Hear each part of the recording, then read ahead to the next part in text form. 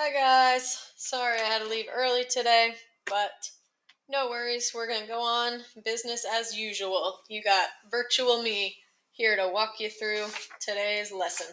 And most of today you're just going to be working on some practice things. So only things I have to do are go over the homework, warm up, and then tell you what you're going to work on for the rest of class. So you should have your homework out, red pen, blue sheet. This one's going to be a completion grade. If you did not finish, you know the drill. Go out in the hallway. You can pause this video if you need more time. Let me get this lined up. Alright, so I'm going to show you a little bit at a time. First part, I filled in the table. So I did 2 to 7. I doubled it, 4 to 14. Tripled it, 6 to 21. Quadrupled it, 8 to 28. And then 10 to 35. You probably noticed the blues were counting by 2s, yellows counting by 7s. And then for A, I just noticed that if you added one extra row to the table, it would be 12 blue and 42 yellow. So that answered my question for A.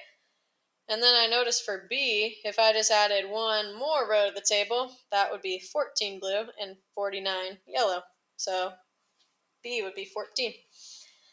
And then C seemed to be the trickiest one on the homework. Think about it like this. You got a container that holds 40 ounces of paint. So you need to figure out how much paint can be in that container without overflowing.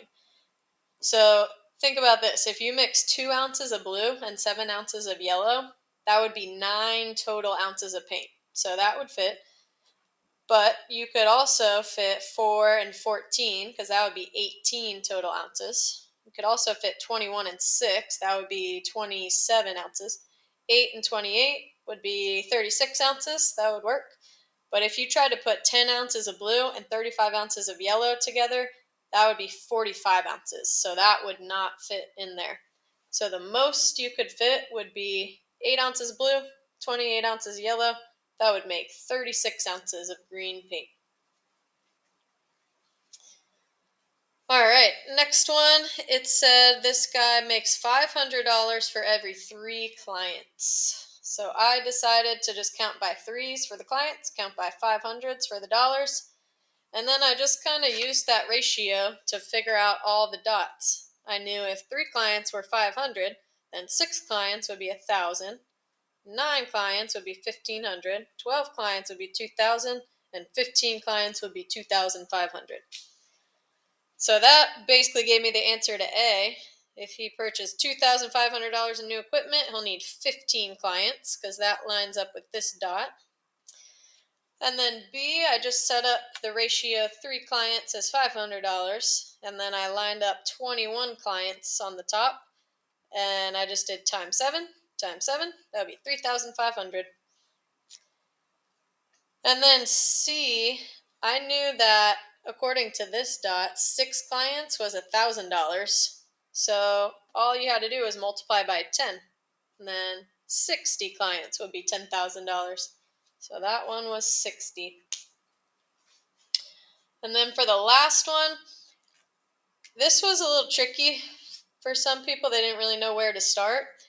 This is what I used to help me figure it out. I realized there were 18 cards on 3 pages, so 18 divided by 3, that means 6 cards per page. So then I just did 234 divided by 6 pages, and that gave me my answer, which was 39 pages. So fix your mistakes for free. This is a completion grade. And add it to your blue sheet. We should be 3 rows deep. 10, 11, 10, 12, 10, 13. And then pause this video until you are ready for the warm-up. Oh snap, wow, I just showed you the answer to the warm-up. So, that's not going to work. Alright, well, just exit out warm-up 3. I don't even feel like trying to fix that. Alright, so you guys can put your blue sheet away and your homework away. and you will need a pencil for this next activity.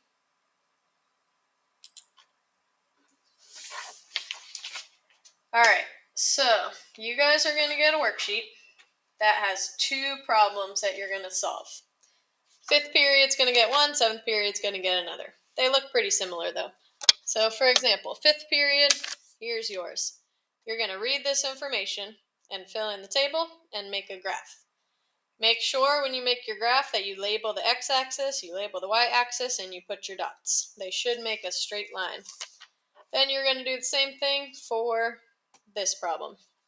So you got 2 tables and graphs to make. When you're done, you are going to turn this into the tray, so make sure your name is on it. And then I have Google Slides posted for you on Schoology.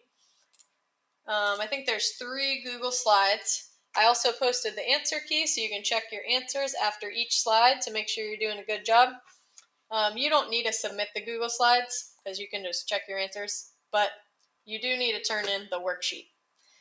So the plan is worksheet, turn it in, Google Slides, check with the answer key, and then if you have a little extra time after the slides, you can go to the math games or the extra practice folder on Schoology.